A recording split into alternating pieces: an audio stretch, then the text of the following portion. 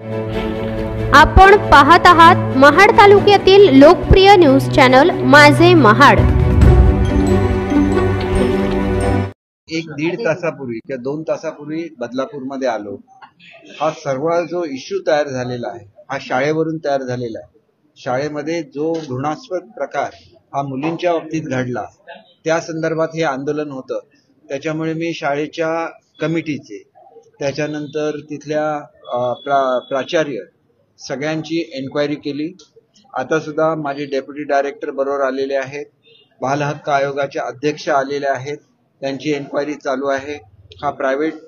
हा जो रिपोर्ट आहे प्रायमरी रिपोर्ट हा ज्यावेळेला माझ्याकडे येईल त्यावेळेला संबंधित मला जे काय आढळलं त्याच्यामध्ये ही बाब ही साधारण 13 तारीखच्या आसपास ही मॅनेजमेंटला कळलेली होती, तिथल्या प्राचार्यांना कळलेली होती। खरं तर अशी ज्यावेळेला गंभीर बाब असते त्यावेळेला ती ताबडतोब पोलिसांना कळवायला लागते।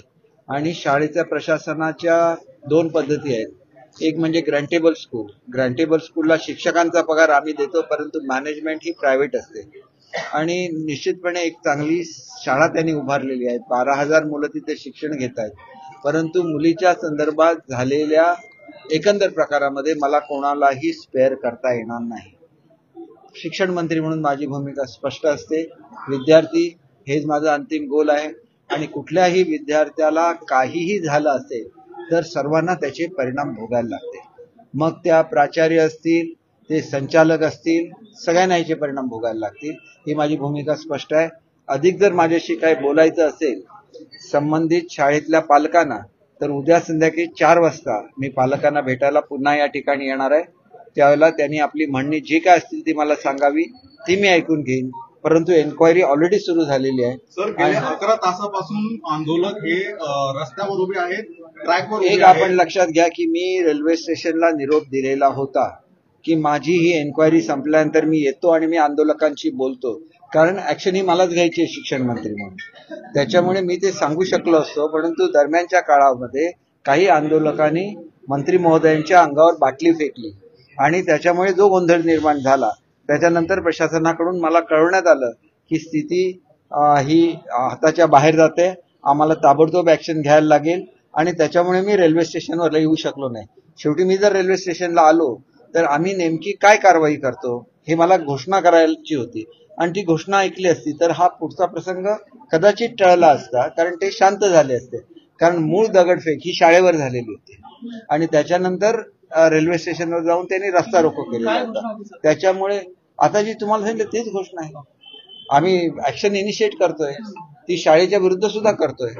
असं नाही की मी ट्रस्टीना सोडणार आहे किंवा शाळेला सोडणार, असं बिलकुल नाही।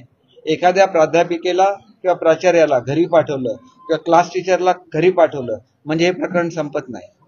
आम्ही ज्यावेळेला एखादी शाळा चालवण्याची मॅनेजमेंटला संधी देतो त्याला शाळेचा पूर्ण खर्च आम्ही करत असतो। आरोपीला फाशीची शिक्षा द्यावी अशी त्या लोकांनी मागणी केलेली आहे। आतापर्यंत ते लोक 12 तास जवळपास झालेला आहे, आंदोलन सुरू आहे। काय सांगाल? एक गोष्ट अशी आहे की शेवटी कायदा ठरवत असतो की कोणाला कुठली शिक्षा दिली पाहिजे। 74, 75 आणि 76 सेक्शन जे लावलेले आहेत, पोक्सो जो ऍक्ट आहे याच्यामध्ये ह्या सेक्शनमध्ये एका सेक्शनमध्ये 3 वर्षाची, एका सेक्शनमध्ये 10 वर्षाची आणि एका सेक्शनमध्ये 6 महिन्याची अशी म्हणून 13.5 महिन्यांची शिक्षा आहे। ही 13.5 महिन्यांची शिक्षा म्हणजे ॲज गुड ॲज जन्मठेप आहे। तर आम्ही सक्षम वर्षांची शिक्षा म्हणजे जवळजवळ जन्मठेप आहे।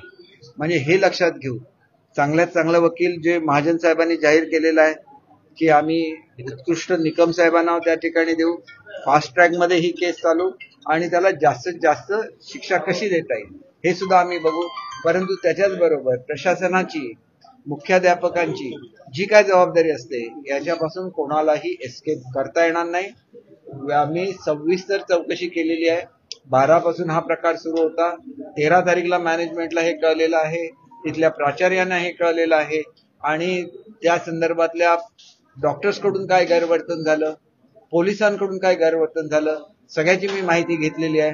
डॉक्टरांच्या संदर्भात जे गैरवर्तन झालं असेल ते मेडिकल एज्युकेशनच्या अंडर ते येत असतील किंवा आरोग्य विभागाच्या, दोन्ही मंत्र्यांना कळवण्यात येईल। त्या डॉक्टरांच्या विरुद्ध ऍक्शन घेण्यात। माझा ऐका जरा, ज्या पोलिसांकडून त्या संदर्भात, कारण मी सगळ्या पॅरेंट्सचं ऐकून घेतलेलं आहे आणि काही पॅरेंट्सना मी भेटणार पण ते मी तुमच्याकडे डिस्क्लोज करू शकत नाही. त्याच्यामुळे विद्यार्थिनी कोण होते तिचं नाव डिस्क्लोज होतं, हे अलाउड नसतं अशा केसमध्ये.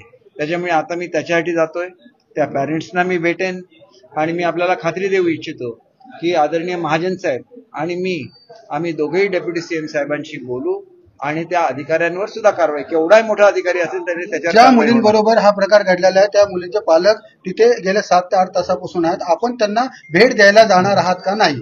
एक गोष्ट अशी आहे बघा, मी तुम्हाला आता सांगितलं, तुम्ही समजून घ्या.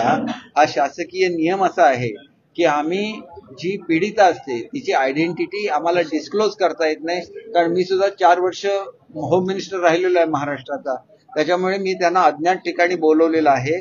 त्यांचं म्हणणं मी ऐकून घेईन आणि त्यांचं एकंदरीत ते ग्रीव्हन्स दूर होणं. शेवटी हे झालेलं कोणामुळे आहे की पालकांवर अन्याय झाला, त्याच्यामुळे एवढा मोठा जनक्षोभ झाला, मुलांवर अत्याचार झाला म्हणून हा जनक्षोभ झाला. शेवटी त्याला न्याय द्यायला लागेल आणि तो न्याय दिला जाईल. पोलिसांना विचारल्यानंतर पोलिसांनी सांगितलं की तो कर्मचारी मंदबुद्धीचा होता. असं शाळेमध्ये मंदबुद्धीचा कर्मचारी ठेवता येतं का?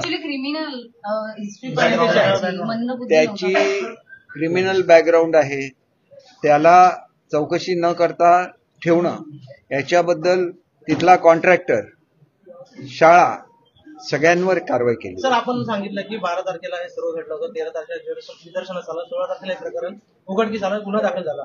पण या प्रकरणामध्ये 16 तारखेनंतर पत्रकारांनी ज्यावेळेस बातम्या करण्याचा प्रयत्न केला त्यावेळेस पत्रकारांना ट्रस्टींकडून धमकवण्यात आलं किंवा धमकी देण्यात आली आणि आपण बोला की ट्रस्टीवरती मी कारवाई करणार आहात. तर ज्या पत्रकारांना धमकी दिली त्या माणसाचं नाव तुम्हाला लवकरच कळेल, तर त्यांच्यावर तुम्ही कारवाई करणार आहात का ट्रस्टीमधून? हे बघा, कोणाला धमकी दिली तर त्या धमकी दिलेल्या माणसाने पोलीस कंप्लेंट केली पाहिजे. मी काय करू शकतो, मी त्या शाळेवर प्रशासक नेमू शकतो, शासनाचा अधिकारी प्रशासक म्हणून नेमू शकतो. जर त्यांचा दोष आढळला तर एन्क्वायरी व्हायची आहे, एन्क्वायरीमध्ये सगळं सिद्ध होईल आणि सिद्ध झाला तर कोणालाही सोडण्यात येणार नाही. मी स्पष्ट शब्दात सांगितलंय की माझं शिक्षण मंत्रीपद गेलं तरी चालेल, केवढाही मोठा इन्फ्लुएन्शियल व्यक्ती असेल तरी माझ्या दृष्टीने माझी मुलं मोठी आहेत, मी त्यांच्यावर कारवाई करणार. आंदोलन सुरू होऊन 12 तास झालेले आहे, 12 तासानंतर सर तुम्ही इथं आलेले. एक तुम्ही नेहमी असे प्रश्न विचारता म्हणून तुमच्याबद्दल गैरसमज होतो, हे आधी जाणून घ्या. सकाळी ब्युरो रिपोर्ट, माझे महाड, बदलापूर.